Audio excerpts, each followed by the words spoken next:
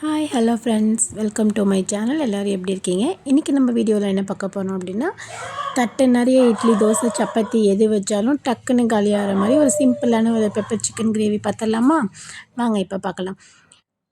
வடை சட்டி அடுப்பில் வச்சு கொஞ்சமாக எண்ணெய் சேர்த்து அது கூடவே சோம்பு, அதுக்கப்புறம் கடுகு பொரிஞ்சதுக்கப்புறமா கருவேப்பிலை சேர்த்து கூடவே 1லேருந்து 2 பெரிய வெங்காயம் குட்டி குட்டியாக கட் பண்ணி சேர்த்துக்கிறேன். அது நல்லா வணங்கட்டும். வணங்கினதுக்கப்புறம் 2 டேபிள் ஸ்பூன் இஞ்சி பூண்டு பேஸ்ட்டு சேர்த்து நல்லா அதோட பச்சை ஸ்மெல் போகிற அளவுக்கு நல்லா வணக்கிக்கிறேன்.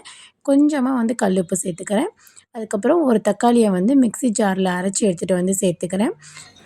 தக்காளி நல்லா வணங்கட்டும். அதோட எண்ணெய் பிரிஞ்சு வர டைமில் கொஞ்சமாக வரமிளகாத்தூள், அதுக்கப்புறம் வீட்டில் அரைச்ச சிக்கன் மசாலாத்தூள், மஞ்சள்தூள் எல்லாம் சேர்ந்து நல்லா பச்சை ஸ்மெல் போகிற அளவுக்கு வணக்கிக்கிட்டு, நான் இன்றைக்கி போன்லெஸ் சிக்கன் 1/2 கிலோ அளவுக்கு எடுத்திருக்கேன். அந்த சிக்கனை சேர்த்து நல்லா கலந்து விட்டுக்கிறேன். நல்லா அந்த சிக்கன் உருண்டு வரும்னு சொல்லுவாங்க இல்லையா, அந்த பதம் வர வரைக்கும் நல்லா வணக்கிக்கலாம். வணக்கினதுக்கப்புறம் பார்த்திங்கன்னா சிக்கன்லேருந்து தண்ணி இப்போ லைட்டாக விட ஆரம்பிச்சிருக்கு. இப்போ நான் இந்த ஸ்டேஜில் நான் தண்ணி சேர்த்துக்கிறேன். எந்த அளவுக்கு தண்ணி வேணுமோ அந்தளவுக்கு தண்ணி சேர்த்து நல்லா தட்டு போட்டு மூடி வச்சு நல்லா கொதிக்க விட்டுறேன். நல்லா குழம்பு நல்லா கொதித்து அந்த எண்ணெயெல்லாம் பிரிஞ்சு வர்ற மாதிரி நல்லா கொதிக்க விடணும்.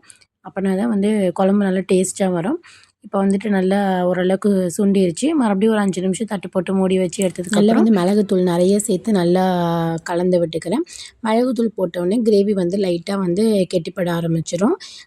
மீடியம் ஃப்ளேமில் வச்சுட்டிங்க அப்படின்னா நல்லா எண்ணெய் பிரிஞ்சு இந்த அளவுக்கு வந்துடும். இப்போ லைட்டாக கொத்தமல்லி தழை தூவி அடுப்பை ஆஃப் பண்ணிட்டோம் அப்படின்னா செம்ம சூப்பரான டக்கரான ஒரு சிக்கன் பெப்பர் கிரேவி ரெடி ஆகிடுச்சு. இது தோசை, சப்பாத்தி, இட்லி, சாப்பாடு எல்லாத்துக்குமே வச்சுக்கலாம். ரசம் சாதத்துக்கு செம்ம அல்டிமேட்டான காம்பினேஷனாக இருக்குங்க. இந்த டிஷ் செய்ய ரொம்ப நேரம் ஆகாதுங்க. ஒரு 15 to 20 மினிட்ஸ் தான் ஆகும்.